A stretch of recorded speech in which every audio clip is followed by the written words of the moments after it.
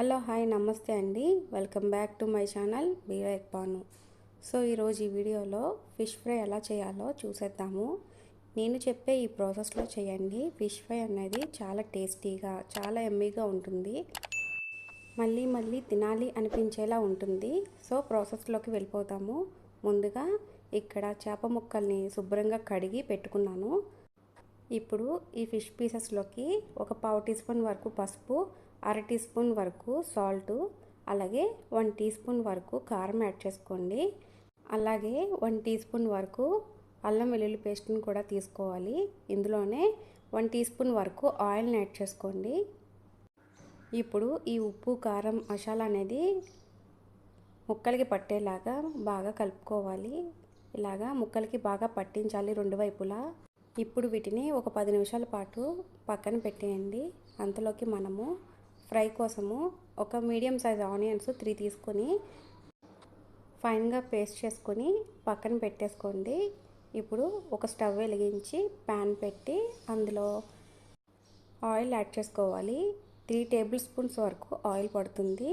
ఇప్పుడు మ్యాగ్నేట్ చేసి పక్కన పెట్టుకున్న చేప ముక్కల్ని కూడా ఇలాగా ఒకదాని తర్వాత ఒకటి ఇలా వేసుకుంటూ ప్యాన్ అంతా పరుచుకొని రెండు వైపులా బాగా కాలేలాగా మూత పెట్టుకుంటూ మధ్య మధ్యలో తిప్పుతూ రెండు వైపులా దోరగా కాలే వరకు ఫ్రై చేసుకోవాలి.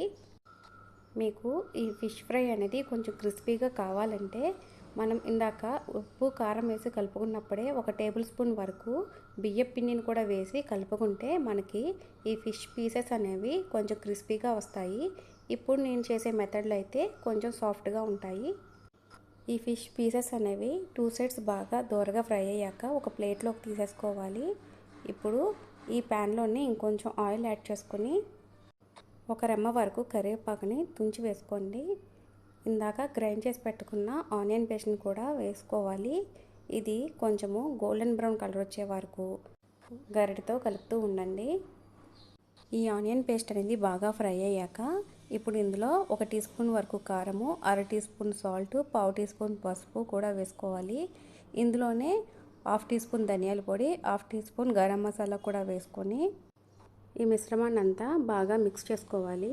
ఇప్పుడు ఈ ఆనియన్ పేస్ట్ అనేది ఖచ్చితంగా గోల్డెన్ బ్రౌన్ కలర్ వచ్చే వరకు ఫ్రై చేసుకోవాలి. ఇప్పుడు ఇందులో కొద్దిగా కొత్తిమీరను కూడా వేసుకొని కలుపుకోవాలి. ఇలా బాగా ఫ్రై చేసుకున్న తర్వాత ఇప్పుడు ఇందులోకి ముందుగా ఫ్రై చేసి పెట్టుకున్న ఫిష్ పీసెస్ని కూడా వేసేసుకోవాలి. వేసేసుకొని ఒక 2 మినిట్స్ వరకు మూత పెట్టి ఫ్రై చేసుకోండి. సో ఫైనల్గా ఇలాగా కొంచెం కొత్తిమీరతో గార్నిష్ చేసేసుకుంటే మనకి ఫిష్ ఫ్రై అనేది రెడీ అయిపోయింది. టేస్ట్ అయితే చాలా చాలా బాగుంటుందండి. మీరు కూడా ట్రై చేసి ఎలా వచ్చిందో నాకు కామెంట్ అయితే చేసేయండి. Please like, share and subscribe to my channel.